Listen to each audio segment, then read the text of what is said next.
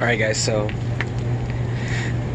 good news for you guys. My GoPro died while I was recording yesterday. Yeah, it's not good news. So the thing is that yesterday I had my setup and I was recording, working on the car, right? But then when I was transferring the files over to my computer, it started acting weird, like it only uploaded the intro to yesterday's video, which I'll show you guys right now. And then it decided to show to upload nothing else. Like there was nothing uploaded, and then my camera just died and I lost all the files. So now I'm at a step where I'm pretty sure I showed you guys how to get to this step in a sense, except one thing that I haven't done for you guys before, which I mean I can show you guys, but I think it's wrong that I don't have a video for it because I'm angry. Just kidding. But yeah, yesterday I was working on the car and I had to do a couple errands and stuff, but I got it to almost where I wanted to at, and so today we're gonna finish that, and I'll try to get as much video with my phone as I can. But what I am gonna show you guys is what I have so far. So I was able to take the bumper off, like I said. There's the bumper, and it has the condenser and some of the AC lines, which I might just actually go and buy new because I do kind of want to have AC in this car. But I'll figure that out later. What I wanted to do is just get it running.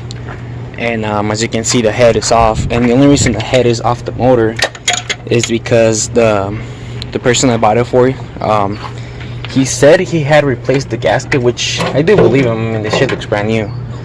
And but somehow cooling leaked into the motor, right? Anyway, so I don't know exactly what's wrong with the block or the head or the gasket. So the only reason I took out the head because I wanted to look, see if there was any damage to or anything like that. Which the only damage I can physically see is actually where the freaking distributor goes. Like you can see, it's kind of cracked in there. So I don't know if that's, I don't see how that would have caused the leakage, but you know, whatever. I'll figure it out. So I just wanted to look at the block. I mean, it looks pretty oily, so I don't know if it was just that one leak or what's up really with it. So I don't know if I should keep it and, you know, fix it up and maybe sell it or keep it for something else. I don't know yet, but it does make it a lot easier for me to take the motor out, since I don't have a hoist as of now to take the motor out completely. So either way, it helps me. I mean, I've taken motors out completely with the head on and everything without a hoist, which is painful, but it's doable. Nothing much. I mean, I've taken a bunch of little brackets since I don't need a lot of the stuff, a lot of the brackets that go in here, because if with the new throttle cable, the throttle cable doesn't use the brackets up here, and then the clutch cable that comes, that also uses that bracket. I mean, I don't really need it because I have on my other car, I have it running over the motor. So yeah, so I'm just gonna I don't know if I want to paint the bay, because that's a little bit of a commitment or expense commitment, if that makes sense. But I'm definitely gonna clean it up so it looks nice and clean, because I don't think the paint is too bad. I mean, look at that. Like, it's not bad. I might just clean it up. I actually like it red. So that's gonna come up after I take the motor out. So right now the only thing that's really holding the motor in place, it's gonna be, you know, the mounts. And as you guys remember on my other video, I mean, you have to take off the I think it's 5 bolts total that are holding the transmission and the motor together. So I already took the axle nuts off, so I just need to beat the remove the freaking the axles out, and then pop them off the transmission. And then I still need to get the shift linkage off too. And after that, I mean, pretty simple, you know. Once you take all those out, the axles and the shift linkage, normally I would like to put like a jack underneath the transmission, and just drop the transmission on the jack, and then just lower it slowly, pull the transmission out, jank it out. Same with the motor, you know, put a jack underneath it. Yeah. Alright, so my phone kind of overheated right now, if I can Arizona in heat. But like I said, all I have to do was to disconnect the axles from the transmission and to drop the link, right? Just to quickly explain, you do have to kind of loosen up the hubs because you can't really move the axles if the hub's still kind of attached. So just drop the lower ball joint.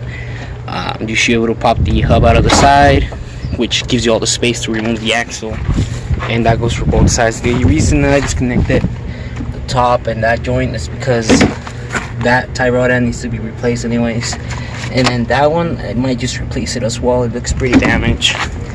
Other side we're pretty good on it, so I don't know if I should replace him. I might as well do both of them, right? Anyways, as to the link, it's a little weird how it works, but let me show you guys.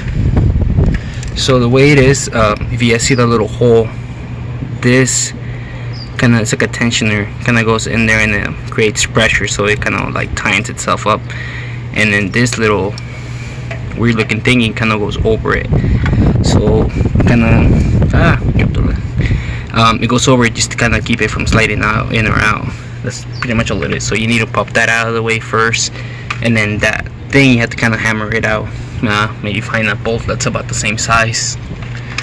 You can just put it under from the underside and just hammer it out up. I wish I could have gotten video of it, but like I said, my GoPro's broken and this phone kind of overheats, so this is as best as it gets.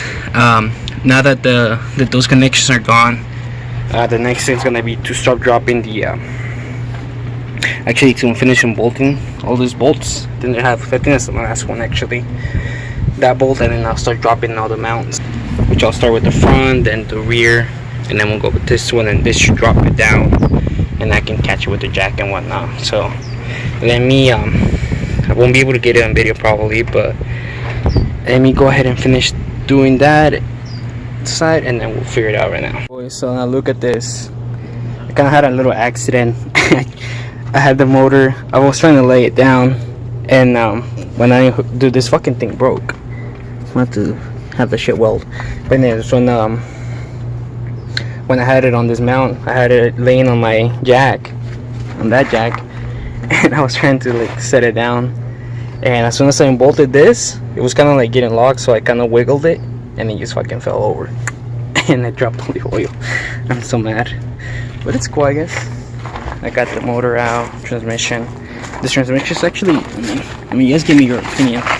That shit look cracked right there. So I don't know if this is even good. I mean, this probably is good for a little bit, but what's the chances that it might break again? So I don't want to risk it. And then the block itself, I mean, it looks pretty good. I mean, I might just have a, checked out at machine shop or something, and I might use this for something else. But the clutch is brand new, you can tell. I mean, pretty sure he told me when I bought it. And then the water pump and the pulley look pretty brand new too, so I'm actually kind of happy for that, because I might use those later on.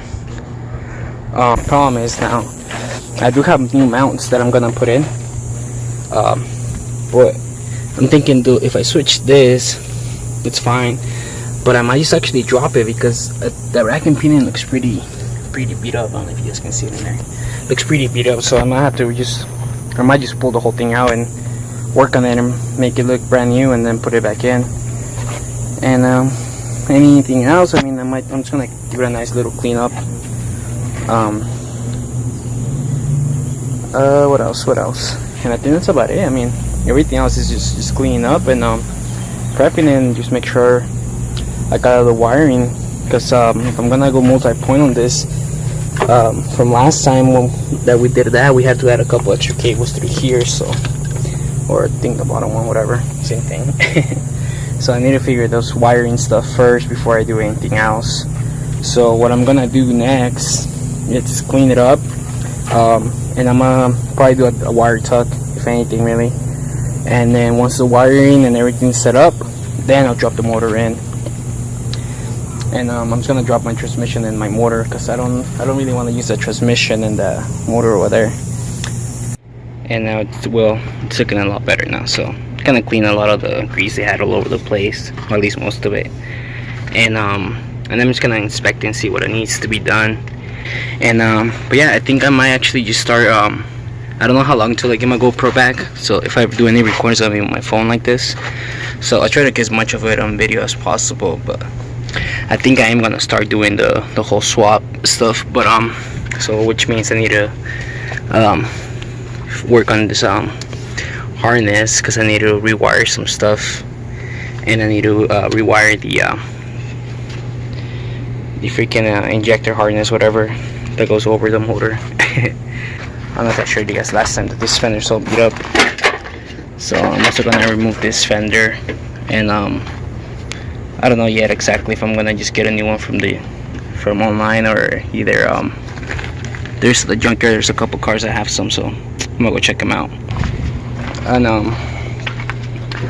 but yeah, I mean, everything's looking good. So let me clean up the car a little more, and then I'll show you guys how to do the harness as well, so we can do the swaps to the multi-point. Yeah, but then after that, I mean, I just have to replace the or put in a new motor in it, which I might just do the whole thing, transmission and motor together, all in one drop. But yeah, I'll see you guys next video.